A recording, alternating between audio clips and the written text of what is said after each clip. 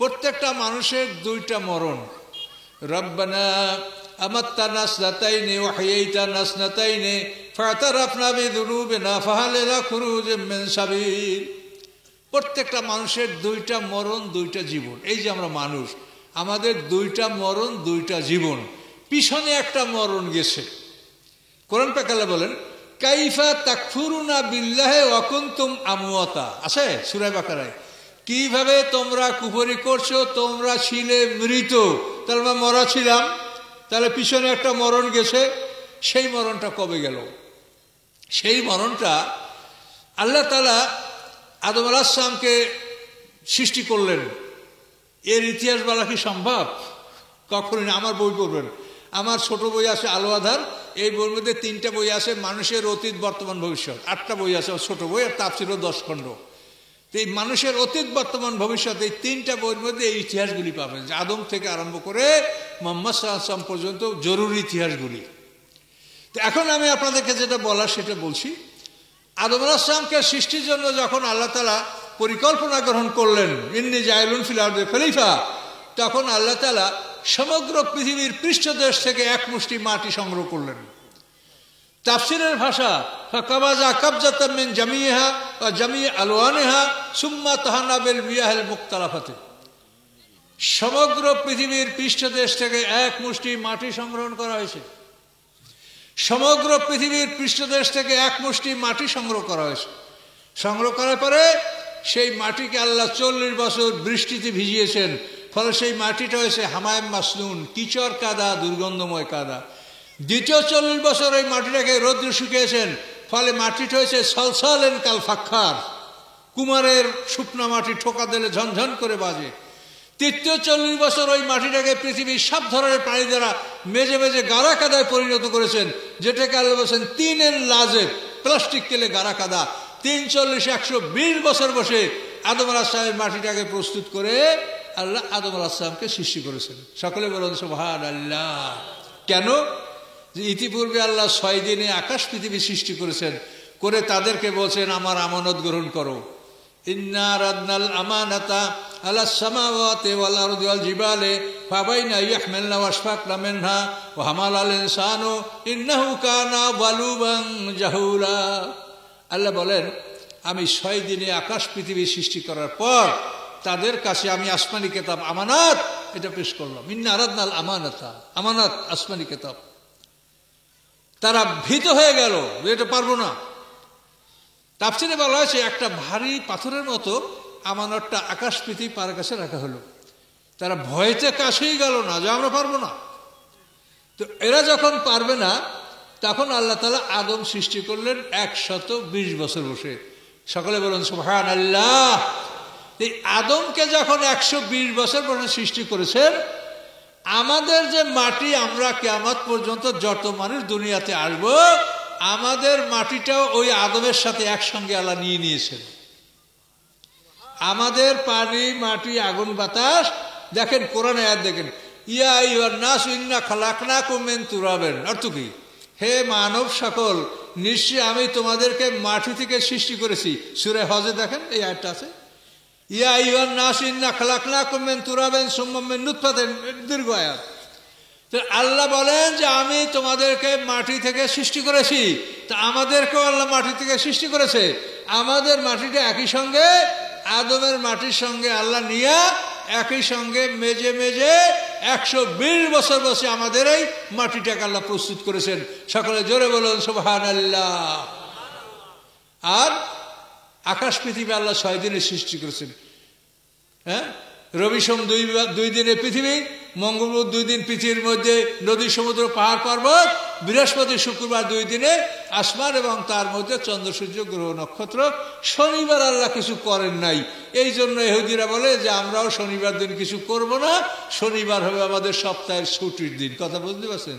ইয়ামুস সাbt, ইহুদিদের ছুটির দিন। আল্লাহ শনিবার কিছু করে নাই, বিশ্রাম করছে। নাউজুবিল্লাহ। ইহুদিরা বলে যে আল্লাহ 6 দিনে আকাশ পৃথিবী সৃষ্টি করে ক্লান্ত হয়ে গেছে। আল্লাহ বলেন, ওমা মাসসানা মিন লুগুব, আমি ক্লান্ত হইনি।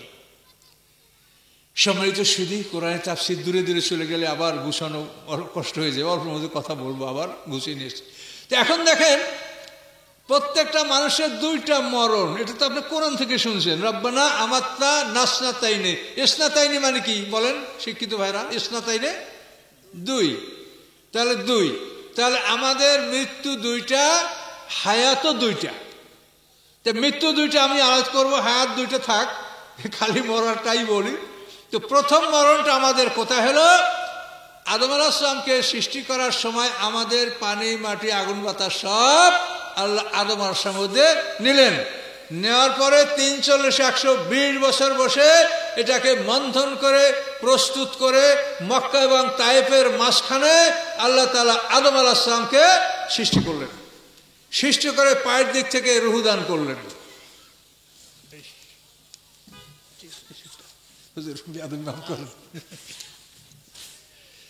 এভাবে আল্লাহ তাআলা আদম আলাইহিস সালামকে মক্কা এবং তায়েফের মাঝখানে সৃষ্টি করে পায়ের দিক থেকে রূহ দিয়েছেন। এই জন্য কিন্তু মানুষ মরে পায়ের দিক থেকে, আগে মরতে মরতে উপরে আসে, রূহটা ঢুকছে পায়ের দিক থেকে। হাঁটু পর্যন্ত প্রাণ আসতে পারি আদম আলাইহিস সালাম দাঁড়াবার জন্য মোড় দিয়ে উঠছে। আল্লাহ বলেন খুলিকাল ইনসানু আজুলা, মানুষকে ব্যস্ত সৃষ্টি করা হয়েছে, প্রাণটা এখনো ভিতরে যাইতে পারে না, এর আগে দাঁড়াবার চেষ্টা। এইভাবে আল্লাহ তাআলা আদম আলাইহিস সালামকে সৃষ্টি করেছেন, তাকে জ্ঞান দিয়েছেন, তারপরে ফেরেশতারা তাকে সেজদা করেছে। এই সব কিছু করার পরে আল্লাহ তাআলা মুহররমের 10 তারিখ শাস্তে রাখত, আল্লাহ তাআলা তাকে জান্নাতে নিয়ে গেছেন। জান্নাতে নিয়ে আদমের বাম পাজরের হাড্ডি থেকে আল্লাহ তাআলা মা হাওয়াকে সৃষ্টি করেছেন। তাহলে মা হাওয়া আদমের বাম পাজরের হাড্ডি হতে সৃষ্টি। যারা পাজর থেকে সৃষ্টি হয় তারা হয় জোড়া, আর বীর্য থেকে যারা সৃষ্টি হয় তারা হয় সন্তান। আমি আবার বলি, বোঝেন, পাজর থেকে যারা সৃষ্টি হয় তারা হয় কি? জোড়া। আর বীর্য থেকে যারা সৃষ্টি হয় তারা হয় সন্তান। কাজী মা হাওয়া আদমের পাজর থেকে সৃষ্টি হয়েছে, বীর্য থেকে সৃষ্টি হয় নাই। কথা বুঝতে পারছেন? এইভাবে আমাদের প্রত্যেক পুরুষের স্ত্রী তার পাজরের হাড্ডি থেকে তৈরি। আমিন আয়াতিহি আন খালাকা লাকুম মিন আনফুসিকুম আজওয়াজান লিতাসকুনু ইলাইহা, সূরা রুমের মধ্যে দেখেন। তো সম্মানিত শুধু আদম আলাইহিস সালামকে আল্লাহ সৃষ্টি করলেন, জ্ঞান দান করলেন, ভেস্টে নিলেন, ভেস্টে বসে মা হাওয়াকে সৃষ্টি করলেন। মা হাওয়াকে সৃষ্টি করার পরে আমাদের পানি, মাটি, আগুন, বাতাস যেটা আদমের মধ্যে ছিল সেইটাকে আল্লাহ তাআলা বীর্যে রূপান্তরিত করে দিলেন। আমরা আর পানি, মাটি, আগুন, বাতাস থাকলাম না, আমরা এবার বীর্যে রূপান্তরিত হয়ে গেলাম।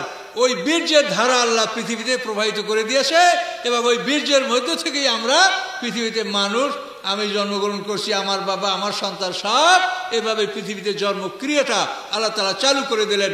সকলে জোরে বলুন সুবহানাল্লাহ।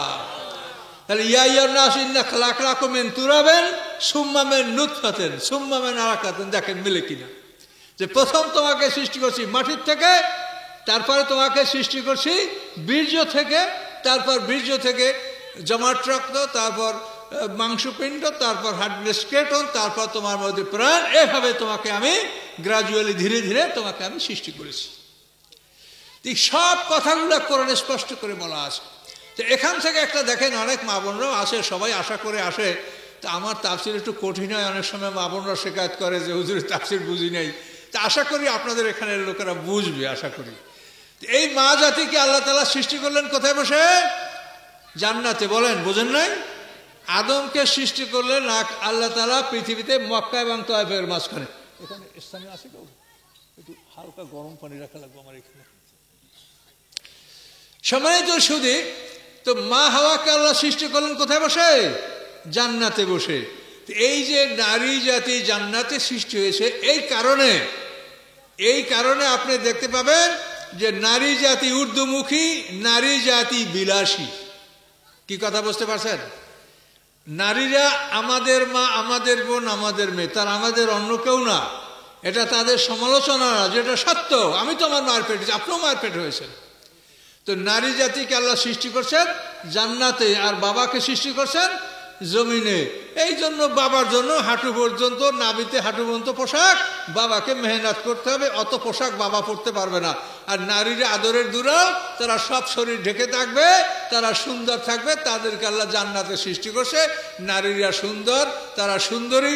নারীদের জন্য আল্লাহ জান্নাতি রেশমি কাপড়, স্বর্ণ, এটা নারীদের জন্য আল্লাহ তাআলা বৈধ রেখেছেন। কি বুঝতে পারছেন? আর পুরুষদের জন্য এটা করেছে হারাম। রেশম স্বর্ণ পুরুষদের জন্য হারাম। তাহলে এই যে সৃষ্টির ব্যবধান, যে নারীরা জান্নাতে তৈরি হয়েছে, এই কারণে দুনিয়ার কোনো জিনিসে নারীর মন ভরে না। আপনি নারীকে যদি লক্ষ টাকার বাজার করে দেন, তো পরের দিন আপনাকে বলবে যে আমার এইটা নাই ওইটা নাই, তোমার কাছে বললে তুমি কিছু শোনো না, তুমি কিছু আনো না, তুমি মনে করো না, আমার কথা ভুলে যাও, এরকম অভিযোগ আপনার কাছে করবে। আপনি অবাক হয়ে যাবেন যে আমি তোমাকে কালকে এত কিছু দিলাম আর আজ তুমি আমার বিরুদ্ধে অভিযোগ করলে। এটা করবে, তার কারণ নারীরা জান্নাতে তৈরি হয়েছে, দুনিয়ার কোনো জিনিসে নারীর মন ভরে না।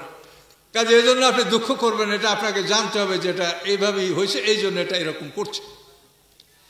নারী জাতিকে আল্লাহ তাআলা পাঁজরের হাড্ডি দ্বারা সৃষ্টি করেছেন। পাঁজরের হাড্ডি বাঁকা, এই জন্য তাফসীরকারকরা বলেন নারীর স্বভাবের মধ্যে বাঁকামি আছে, এটা সাজের বাঁকা, এটা সোজা হবে না। এটা সোজা করতে গেলে ভেঙে যাবে, সোজা হবে না। কাজে নারীর বাঁকামি সহ্য করেই আপনাকে সংসার করতে হবে। নারীর কথায় কোনো যুক্তি নাই, কোনো সত্যতা নাই, তারপরও সে বলবে, না শুনলে কানবে, না হলে হইচই করবে, কিন্তু এটা করবেই। এটা নারীর স্বভাব। যেহেতু তাদেরকে আল্লাহ তাআলা এই বাঁকা হাড্ডি দ্বারা সৃষ্টি করেছেন, এই জন্য তাদের স্বভাবের মধ্যে বাঁকামি থাকবে। এরপরে আল্লাহর কালামের এই ব্যাখ্যায় তাফসীরকাররা বলেছেন যে নারীকে যেমন বাঁকা হাড্ডি দ্বারা সৃষ্টি করা হয়েছে, তেমনি তাকে হৃদয়ের কাছ থেকে হাড্ডিটা নেওয়া হয়েছে। হাড্ডিটা এই যে থোরাক্স বোন, মানে পাঁজরের যে হাড্ডি, এটা তো হৃদয়ের কাছে থাকে। তো এই জন্য বলা হয়েছে যে নারীকে যেমন বাঁকা হাড্ডি দ্বারা সৃষ্টি করা হয়েছে, তেমনি তাকে হৃদয়ের কাছ থেকে হাড্ডি নিয়ে সৃষ্টি করা হয়েছে। কাজে নারীকে তুমি হৃদয়ের কাছে স্থান দাও, তাহলে সব সমস্যার সমাধান হবে। সকলে জোরে বলুন সুবহানাল্লাহ। কাজে বহু কথা এই আদম সৃষ্টির ইতিহাসে, আমার মানুষের অতীত বই আপনারা পড়লে এই ইতিহাসগুলি দেখবেন। তা আমি এখানে শুধু আপনাদেরকে এই মানুষের পুরো জীবনের বিবরণটা আমি দিতে পারছি না, কেন হবে না সময়তে, আর সব এলোমেলো করলে আপনারা বুঝবেন না। কথা বুঝতে পারছেন? প্রত্যেক মানুষের দুইটা জীবন, দুইটা মরণ, দুইটা বরযাক, দুইটা জন্ম, এগুলি ব্যাপক আলোচনা। কাজে আমি শুধু মরার বিষয়টা আলোচনা করার জন্য স্যারের কাছে বলছি যে একটা পয়েন্টে আমি একটু কথা বলব। এখন মরণ হলো দুটা। কিভাবে দুটা হলো? আদম আলাইহিস সালামের পিঠ থেকে আল্লাহ এভাবে হাত বুলাইয়া তার 120 জোড়া সন্তান বের করলেন। সেই সন্তানের পিঠে ভাবে হাত বুলাইয়া তাদের সন্তান, তাদের পিঠে হাত বুলাইয়া তাদের সন্তান, এইভাবে করে করে আমাদের পিঠে হাত বুলাইয়া আমাদের সন্তান। এইভাবে পৃথিবীতে কিয়ামত পর্যন্ত যত মানুষ আসবে, সব মানুষগুলো আল্লাহ তাআলা বের করলেন। সূরা আরাফে দেখেন, ওয়াইজ আখাযা রাব্বুকা মিন বানি আদামা মিন যুহুরিহিম যুররিয়াতাহুম। এখানে দেখেন ওলামায়ে কেরাম মিন যুহুরিহিম যুররিয়াতাহুম। আপনাদের তো আল্লাহ শুকুর, আমি যেখানে তাফসীর করি বহু আলেম ওলামা হাজির হয়। তা আমি আপনার এখানে নতুন আসি, হয়তো আলেম ওলামারা এটা হয়তো সবাই বুঝতে পারছেন না, কিন্তু আমাকে যেখানে মানুষ চিনে, বহু আলেম ওলামা আমার তাফসীরে হাজির হয়। আর এই আলেমদের জন্য এটা বেশি ফায়দা। আর আপনারাও আলেম হবেন। কাজে মাদ্রাসা পড়লেই আলেম তা না, আলেম মানে জ্ঞানী। যারা জ্ঞানী তারাই আলেম। তো এখানে আদম আলাইহিস সালামের পিঠ থেকে তার সন্তান, তার সন্তানকে তার সন্তান, এইভাবে। এই জন্য দেখেন আমি বলছি মিন যুহুরিহিম যুররিয়াতাহুম, তাদের পিঠ থেকে তাদের সন্তান। কাজে এই জন্য আপনারা যেন ওই কথাটা বিশ্বাস করেন না যে আদমের একার পিঠ থেকে সমস্ত মানুষ বের করা হয়েছে। বের করা হয়েছে কিন্তু পর্যায়ক্রমে, আদমের থেকে তার সন্তান, তার সন্তান, তার সন্তান, এভাবে পর্যায়ক্রমে। কিন্তু আপনি অনেক হাদিসে দেখবেন যে আদমের পিঠ থেকে আল্লাহ তাআলা প্রথমে ডান দিকে মোসা দিয়া জান্নাতি মানুষ বের করছে, তারপর দ্বিতীয়বার বাম সাইডে মোসা দিয়া দোজখী মানুষ বের করছে। এটা কিন্তু কথাটা এরকম না। কোরআনে বলা হয়েছে ওয়াইজ আখাযা রাব্বুকা মিন বানি আদামা মিন যুহুরিহিম যুররিয়াতাহুম, আদম সন্তানদের পিঠ থেকে তাদের সন্তানদেরকে বের করা হয়েছে। তো এইভাবে সমস্ত মানুষ বের করে আল্লাহ তাদেরকে প্রশ্ন করলেন, আলাস্তু বিরাব্বিকুম, আমি কি তোমাদের রব নই? তখন আমরা সবাই কি বলেছি বলুন তো? বলেন। কালু বালা, ঠিকই আছে, বলেন, সাহস করে বলেন। কি বলছি আমরা? কালু বালা, হ্যাঁ আপনি আমাদের রব। তো এই যে আল্লাহকে দেখে আমরা সাক্ষী দিলাম, এই জন্য আমরা মোমেন হয়ে গেলাম। সব মোমেন, কেউ আমরা কাফের না, সব মোমেন। এই জন্য বিধর্মীদের বাচ্চারা নাবালিগ অবস্থায় মারা গেলে তারা জান্নাতে যাবে। কেন? যে আল্লাহকে দেখে তারা তাকে রব বলে স্বীকার করেছে। কি বুঝতে পারছেন বিষয়টা? আল্লাহকে দেখে তারা রব বলে স্বীকার করেছে, তারপর মরেছে। আল্লাহ তাআলা আমাদেরকে মৃত্যু দিলেন। মৃত্যু দেওয়ার পরে খুবই সূক্ষ্ম, কত ছোট আল্লাহ ভালো জানেন। আমাদেরকে মৃত্যু দেওয়ার পরে আমাদেরকে আবার পর্যায়ক্রমে আমাকে আমার বাবার পিঠে, বাবাকে দাদার পিঠে, দাদাকে তার পিঠে, এভাবে ঢুকাতে ঢুকাতে ঢুকাতে সব আবার আদমের পিঠে আমরা পুঞ্জীভূত হয়ে গেলাম। এটা হলো প্রথম মরণ। এই জন্য কোরআন পাকে আল্লাহ বলেন, কাইফা তাকফুরুনা বিল্লাহি ওয়া কুনতুম আমওয়াতা, কিভাবে তোমরা কুফরি করছো, তোমরা ছিলে মৃত। তাহলে আমরা মরা ছিলাম, আর সামনে এখন আরেকটা মরণ আমাদের আছে। তাহলে দুইটা মরণ পাওয়া গেল। তাহলে আমাদের দুইটা মরণ। এখন এই দুইটা মরণ কেমনে হয় বা মরণটা কি, এটা কিন্তু বোঝা খুব কঠিন ব্যাপার। জীবনটাও বোঝা কঠিন ব্যাপার, আর মরণটাও বোঝা বড় কঠিন ব্যাপার। এই যে আমাদের মধ্যে একটা ইঞ্জিন আছে, এই জন্য সবাই আমরা এখানে বসে আছি। এই ইঞ্জিনটা যদি এখান থেকে আল্লাহ তাআলা টান দিয়া ইঞ্জিনটাকে খুলে নিয়ে যায়, তখন আর বসার ক্ষমতা কারো আছে? আর কোনো ক্ষমতা নাই। আর সমাজে তার মানুষের সাথে গায়ে গায়ে মিশে বসার অধিকার নাই। তো এই ইঞ্জিন, এটা মানুষের মধ্যে কিভাবে ঢোকে তাও মানুষ জানে না, আর কিভাবে বের হয়ে যায় তাও মানুষ জানে না।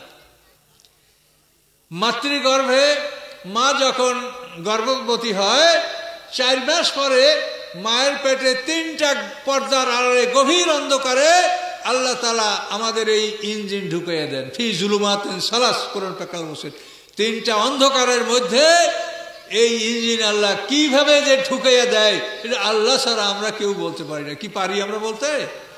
ওই ইঞ্জিন আল্লাহ ঢুকিয়ে দিয়েছেন।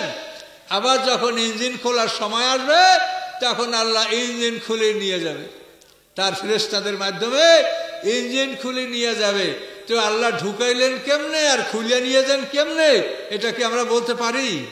আমাদের কোন নিয়ন্ত্রণ আছে? তা আমরা নিজেকেই তো নিয়ন্ত্রণ করতে পারি না, তো পৃথিবীটা নিয়ন্ত্রণ করবো কেমন করে? আমরা তো পৃথিবী চালাইতে চাই। আল্লাহ বলে, বেটা তুমি নিজেকে চালাইতে পারো? তাই তো পারো না, তাহলে তুমি পৃথিবী চালাবে কেমন করে? তোমার ইঞ্জিন কেমন করে ঢুকলো, আর ইঞ্জিন কিভাবে আবার ডিটাচ হয়ে গেল? ইঞ্জিন যখন ছুটে যায় তো বগির কোনো দাম থাকে? বগি তো আসতে পয়সা যায়। কথা বলতে পারছে? এখন এইগুলো বোঝার বিষয়, পচে কি থাকে কি, এগুলো আমি বলার চেষ্টা করব। আমি বেশি সময় কথা বলবো না, কথা বলতে আমিও ক্লান্ত হই, আর আমার কথা তো কঠিন, এগুলো আপনাদেরও বেশি বললে মাথায় ধরবে না, এই জন্য আমি খুব বেশি কথা বলি না। তো সম্মানিত সুধী, এখন দেখেন 2টা মরণ, এটা পাইলেন? পিছনে একটা মরণ গেছে, সামনে একটা মরণ আছে, এই আমাদের 2টা মরণ। তো এখন এই মরণটা কেমন করে হয়, এই মরণটা কিভাবে বোঝা যাবে? এই মরণটাকে বোঝার জন্য আপনাকে ঘুমকে বুঝতে হবে। ঘুম, আপনারা যে ঘুমান না, আমরা ঘুমাই না, এই ঘুম বুঝলে মরণ বুঝতে পারবেন। আপনি যখন ঘুমান তখন কি হয়, কি হয় তা কোরআন থেকে শুনেন। আল্লাহ বলেন, আল্লাহু ইয়াতাওয়াফাল আনফুসা হিনা মাউতিহা ওয়াল্লাতী লাম তামুত ফি মানামিহা ফায়ুমসিকুল্লাতী কাযা আলাইহাল মাউতা ওয়া ইউরসিলুল উখরা ইলা আজালিম মুসাম্মা। কোরআনের আয়াত। আল্লাহ বলেন সূরা জুমার সম্ভবত, আল্লাহু ইয়াতাওয়াফাল আনফুসা হিনা মাউতিহা, একটু করে দাও, অল্প একটু ঢাইলে দাও, অল্প একটু। আল্লাহু ইয়াতাওয়াফাল আনফুসা হিনা মাউতিহা, মরার সময় আল্লাহ তাআলা মানুষের নফসগুলি বুঝে নেন। আল্লাতী লাম তামুত ফি মানামিহা, এবং যে মানুষগুলি ঘুমের সময় মরে না, তাদের নফসগুলিও আল্লাহ তাআলা বুঝে নেন। ইয়াতাওয়াফা শব্দের অর্থ বুঝে নেওয়া। ইয়াতাওয়াফা শব্দের অর্থ বুঝে নেওয়া। এটা আমি আপনাকে কি করে বুঝাবো?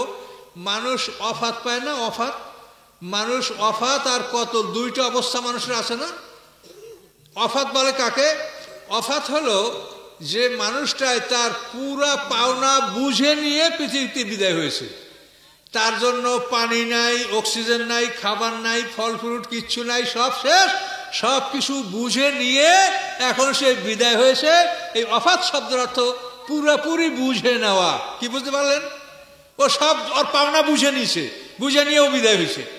আর যাকে কতল করা হলো সে তার পাওনা বুঝে নিতে পারে নাই, তার আরো পাওনা ছিল, কাটিয়ে ফেলাইছে, সে বাকিটা সে বুঝে নিতে পারে নাই।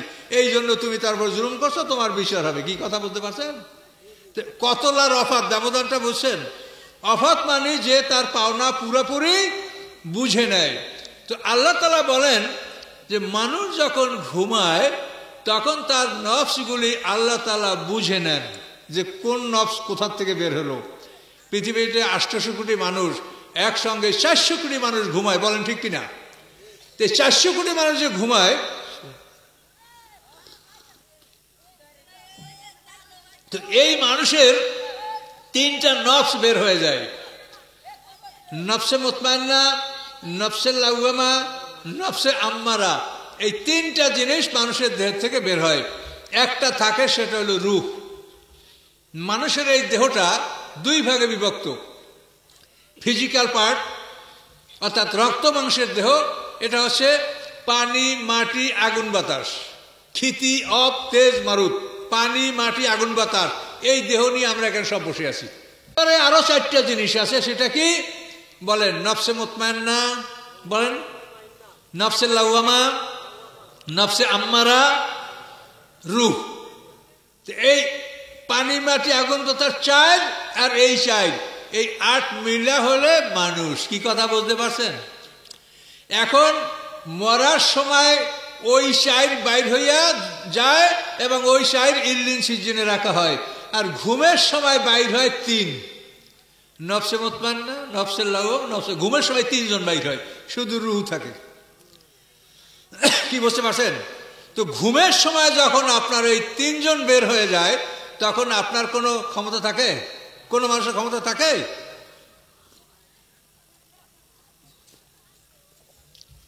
তো ঘুমের সময় যখন এই 3 জন বের হয়ে যায়, তখন মানুষটা পড়ে থাকে। তার মালামাল আপনি নিয়ে যান, তার যা কিছু করেন, কিছুই করতে পারে না। এখন এই মানুষ যেভাবে ঘুমায়, ওই নফসগুলি যদি তার মধ্যে আবার ফিরে না আসে, তা সে তো মরার সমান। কি বলে, মরার সমান কিনা? তাহলে ঘুম বুঝলে আপনি মরণ বুঝবেন। যে মানুষ যখন ঘুমায় তখন তার 3টা নফস বের হয়, শুধু রুহটা থাকে। এই জন্য তার মধ্যে রেসপিরেশন, শ্বাস প্রশ্বাসটা চলতে থাকে। তো ওই 3টা জিনিস বের হয়ে যায়, আবার সেই 3টা ঢোকে। এখন এই বের হয়ে যায় যে এই বিষয়টা আল্লাহ বলছেন, আল্লাহ ইয়াতাফাল আনফুসা, বের হয়ে যাওয়ার সময় আল্লাহ তাআলা ওটা বুঝে নেন। অর্থাৎ আল্লাহ নিজে নিজ হেফাজতে ওগুলিকে নেন। আল্লাহ যদি হেফাজত করে বুঝে না নিতেন, তাহলে ওই নফসগুলি আমাদের ঠিক জায়গা মতো ফিরে আসতে পারতো না। একসঙ্গে 400 কোটি মানুষ মরে, এই সব নফসগুলি বাইর হয়ে যায় পৃথিবীতে।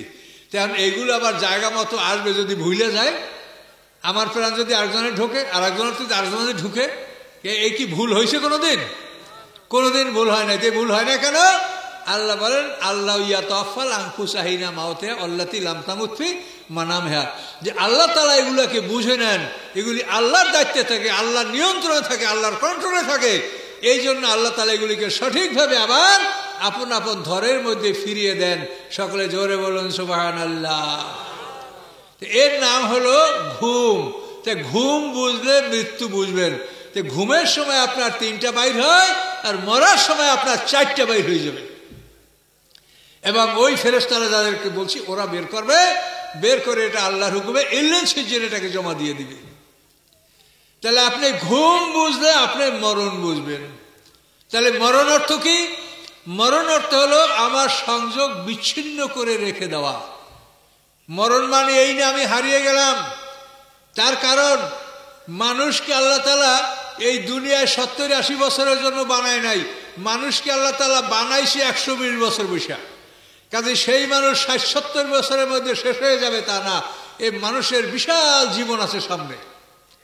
কোরআন পাক আল্লাহ বলেন, ওয়াম্মাল্লাযিনা শাকু ফাফিন্নার লাহুম ফিহা জাফিরুন ওয়া শাহিক, যারা হবে হতভাগা, যারা হবে দুর্ভাগ্যবান, ফাফিন্নারে, তারা আগুনের মধ্যে থাকবে, লাহুম ফিহা জাফিরুন ওয়া শাহিক, সেখানে তারা কষ্টে প্রচন্ড শ্বাস প্রশ্বাস করবে, গাধার আওয়াজের মতো আওয়াজ করবে। খালিদিনা ফিহা, এই অবস্থার মধ্যে তারা অনন্তকাল থাকবে। কতদিন? মা দামাতিস সামাওয়াতু ওয়াল আরদ, এই পৃথিবী ধ্বংসের পরে নূতন আকাশ পৃথিবী সৃষ্টি করা হবে। সেই আকাশ পৃথিবী যতদিন থাকবে ততদিন পর্যন্ত সেই মানুষগুলো বেঁচে থাকবে।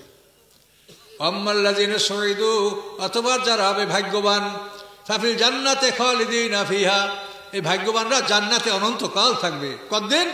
মা দামাতিস সামাওয়াতু ওয়াল আরদ, জান্নাতের জন্য এই পৃথিবী ধ্বংস করার পরে যে নূতন আকাশ পৃথিবী সৃষ্টি হবে, সেই পৃথিবী যতদিন থাকবে, আকাশ যতদিন থাকবে ততদিন প্রত্যেকটা মানুষের হায়াত হবে। বলুন সুবহানাল্লাহ। মানুষ মরে না, মানুষ মরবে না।